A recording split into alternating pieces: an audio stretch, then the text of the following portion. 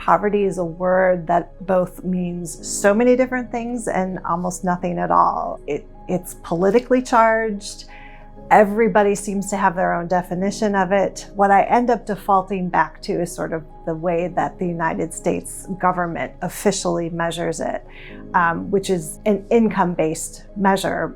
But with that said, I don't know how much meaningful information it really gives us as a statistic. It tells us how many people live below a kind of arbitrary threshold.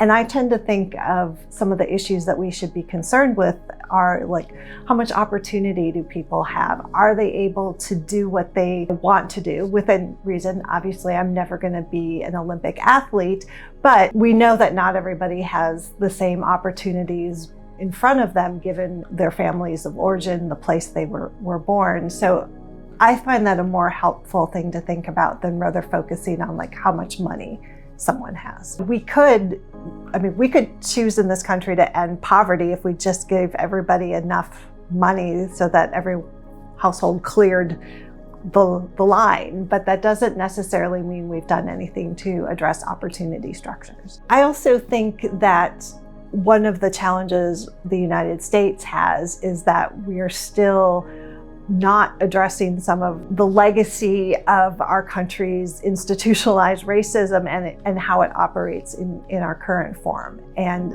that is, to me, inextricably linked to opportunity in this country. The policy response could look like lots of different things, but I think we as a country get stuck if we continue to say like, well, that was a long time ago in the past. A lot of our policy discussions, particularly around social welfare issues, get framed as sort of a zero-sum game that like, if this group of people get something, then obviously that means I get less. But like so many places around the country, different parts of the community want to provide assistance to folks who are having struggles finding housing, but nobody wants to have that occur in their neighborhood.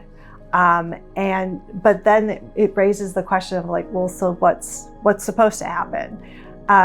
It does end up contributing to a sense of like, everything is us versus them, instead of like approaching issues of like, we all live in this community and we all deserve to have a roof over our heads. I, over the years, have spent a lot of time in communities that maybe don't have as many economic resources. And while I'm very aware that like my own lived experience differs in many ways, like at the end of the day, we have a lot of shared values, and there's an element of common humanity that I fear that we overlook sometimes. Is it really about like some social control, or is it diverting our attention to sort of the underlying issues, like, a labor market where the average earner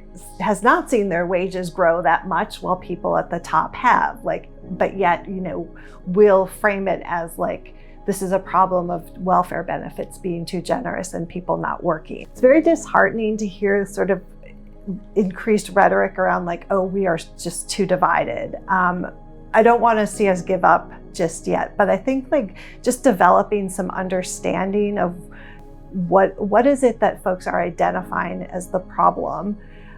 Is there anything in there that that you can point to that says like, well, this policy solution actually isn't going to address your concern, and maybe there's something else that we can work on together?